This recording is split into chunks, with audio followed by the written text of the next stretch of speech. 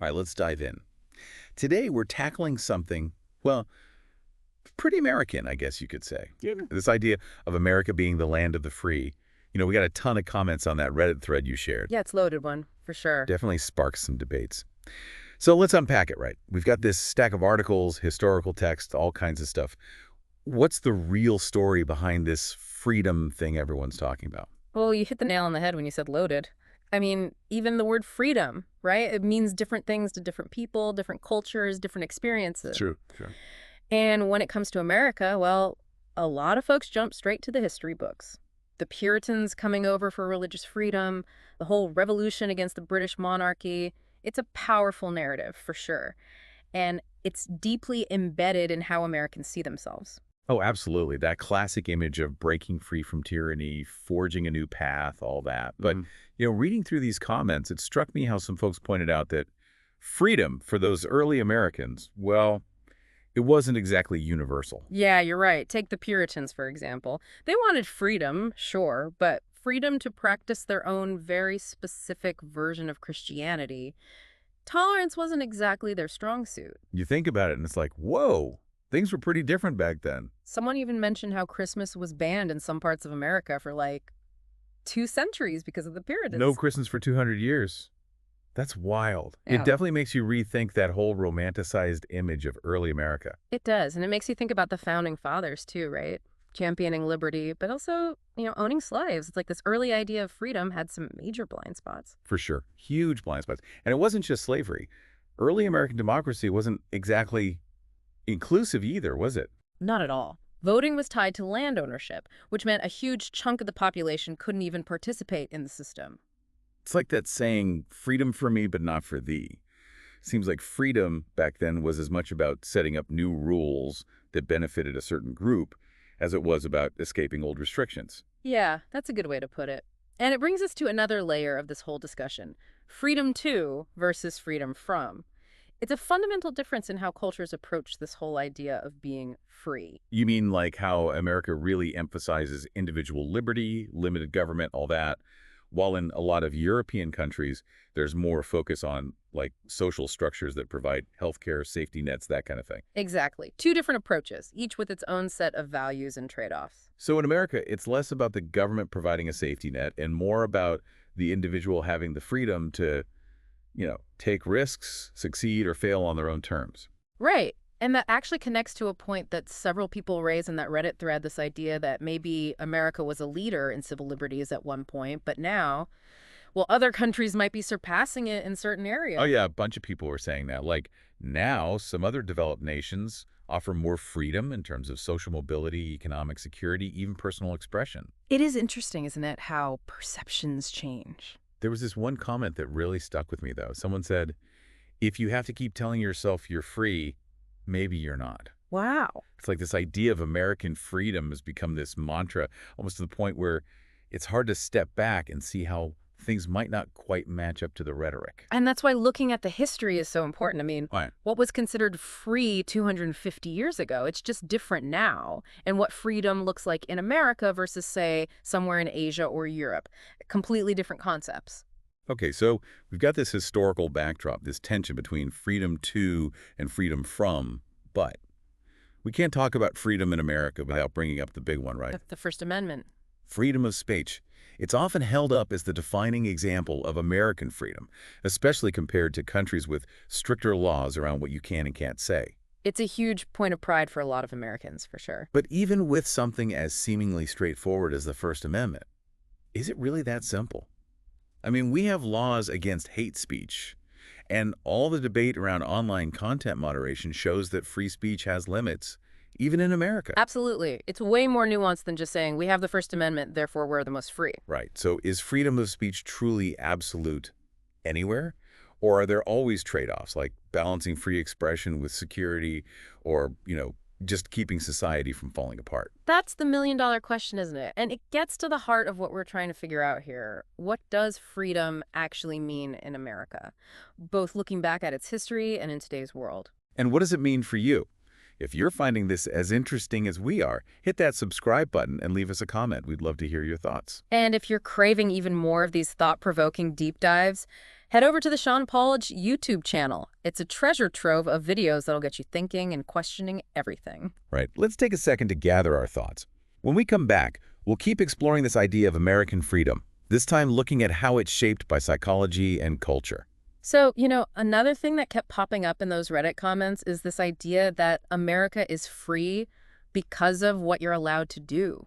Things that might be restricted or even unthinkable in other countries. Oh yeah, like I saw a few people talking about being able to buy a gun. Yep, that's a big one. Or like in some states, you can grow your own weed now. Right, and even things like, being able to build a bonfire in your backyard without needing some kind of permit from the government. Yeah, it's all about that freedom too idea, isn't it? Yeah.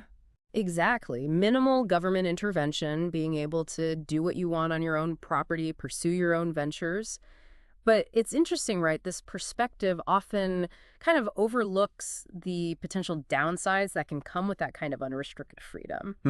I see what you mean. Like, take the easy access to firearms. It's often cited as a major factor in America's, pretty high gun violence rates. Yeah, that's something a lot of other developed nations just don't deal with to the same extent. And it goes beyond just guns. There's this whole idea that America is the land of opportunity where anyone can achieve the American dream.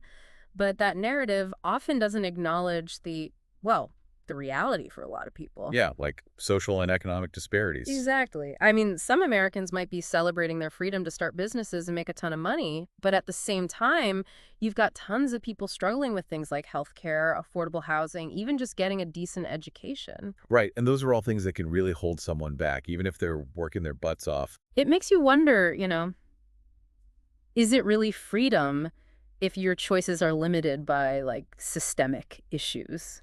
If your pursuit of individual liberty ends up, I don't know, maybe even hurting the overall well-being of society. That's a really good point. And it actually makes me think about some of the comments from younger Americans in the thread.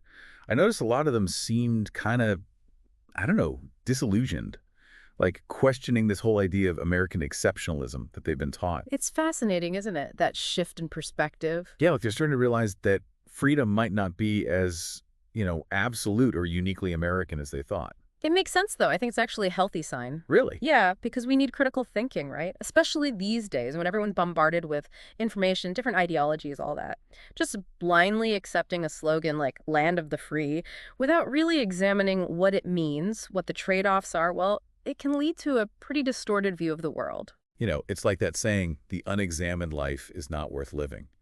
We can't just take things at face value. We have to constantly question, explore, challenge our own assumptions if we want to truly understand, anything, really. And that's what we're trying to do here on Voices of the Soul, right? Exactly. To give people the tools and perspectives they need to think for themselves, have those tough conversations, and ultimately, figure out what they believe. And if you're digging this journey with us, make sure you subscribe so you don't miss out on future episodes. Yeah, hit that button.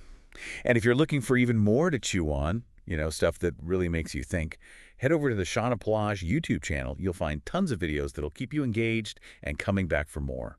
So as we continue to unpack this whole idea of American identity and this slippery concept of freedom, we want you to join us in, challenging those assumptions, thinking about different viewpoints, and just keeping the conversation going.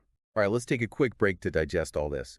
When we come back, we're going to dive into some of the psychological and cultural factors that contribute to this, really persistent belief in American freedom. Right. Even when, as we've seen, things might be a bit more complicated than that. It's amazing, isn't it? We've been talking about this idea of freedom, especially in America, and it's clear that it means so many different things to different people. Yeah, absolutely. And as we wrapped up this deep dive, I think it's worth considering the psychology, Yeah. the cultural stuff that feeds into this whole American freedom thing. Yeah. Because it's like, even when we look at statistics, right? Yep. Things like incarceration rates, healthcare, the gap between the rich and the poor. Right, those big systemic issues. There's still this deep down belief for a lot of Americans that somehow we're just more free than other places. Where does that come from? Well, I think part of it goes back to that historical narrative we were talking about earlier. That whole story of breaking away from tyranny, building something new based on individual rights. It's powerful stuff for sure. It's incredibly powerful, and it's become so deeply embedded in American identity. It's like that origin stories everywhere, right? Movies, songs, political Oh, speeches. absolutely. It's constantly being reinforced. Think about all those stories we hear about, the rugged individual, the pioneer spirit, the underdog who makes it big. Yeah, it's like the American dream, all that. Exactly. And those stories, while they can be inspiring, they also contribute to this sense of, well, exceptionalism. Like America is somehow different, Right, special. like we're exempt from the problems that other countries face. And then you add in the whole media landscape, political messaging, all of that. Oh yeah, the way politicians use the word freedom. It's like a weapon sometimes. It's become this super emotionally charged word loaded with patriotism. It's Yeah. almost impossible to have a nuanced conversation about it. It makes you wonder, though, is holding on to this, idealized version of freedom actually preventing us from dealing with real issues? That's a great question. Because if you can't acknowledge the problems, you can't really fix them, can you? And that brings us back to critical thinking, right? Right. We can't just accept these slogans, these grand narratives. We have to look at the evidence, be willing to challenge our own assumptions, have those tough conversations. Because at the end of the day, true freedom is about being able to think for yourself, to question the status quo. To hold our leaders accountable no matter where we live or what we've been told to believe. And that's a message that goes way beyond any one country. It's about creating a world that's more just, more equitable, where freedom isn't just a word, but something that everyone actually experiences. Well said. So on that note, I want to thank you for joining us on this deep dive into American identity and this whole idea of freedom. It's been a wild ride. It has. And I hope it sparked some new ideas, maybe even made you rethink a few things. And remember, this is just the beginning, right? Keep exploring, keep questioning, keep those conversations going. And if you enjoyed this episode, hit that subscribe button so you don't miss out on future deep dives. And leave us a review, too. It really helps other folks find the show. And don't forget to check out the Sean Apology YouTube channel for even more thought-provoking content. It's like a rabbit hole of awesome ideas waiting to be explored. Until next time, stay curious, stay open-minded, and keep searching for the truth, whatever that might be.